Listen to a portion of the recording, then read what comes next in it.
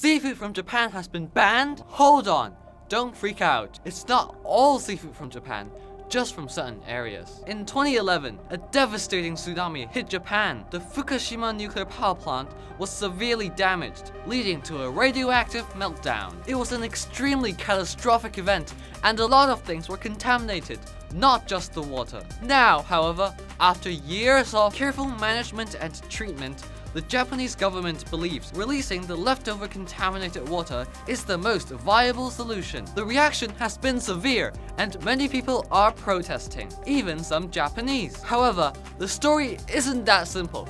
Professionals and scientists claim that the wastewater, which supposedly only contains one radioactive element, tritium, is at such low levels that it should be safe. First, research has shown that tritium does not accumulate in the bodies of fish or people, like people fear. So it won't affect you, even if you take some in. It'll pass right through.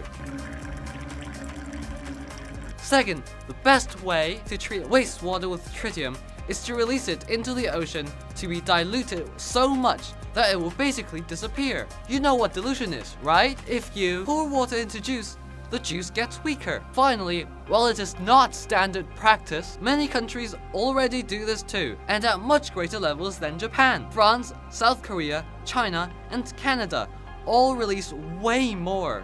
If everyone is doing it, why are we suddenly giving Japan such a hard time? Okay. Now, everything we just said is from the perspective of industry experts, scientists, and Japan itself. Why do people still oppose releasing this water? They say several things. First, that there might still be some other radioactive elements in the wastewater. They say that Japan says they removed everything but tritium, but they haven't provided the data to prove it. They think Japan is not being transparent enough to prove that the water is truly safe and in line with international standards. They also say you can compare the wastewater from different countries, because they might be treating wastewater differently. Finally, scientists on the other side insist that tritium is still radioactive and it can have an impact on the body, and that it can cause cancer and genetic damage. They say that scientific results are conflicting. How are we supposed to handle that? More research. Anyhow, right now, only China has totally banned seafood from Japan,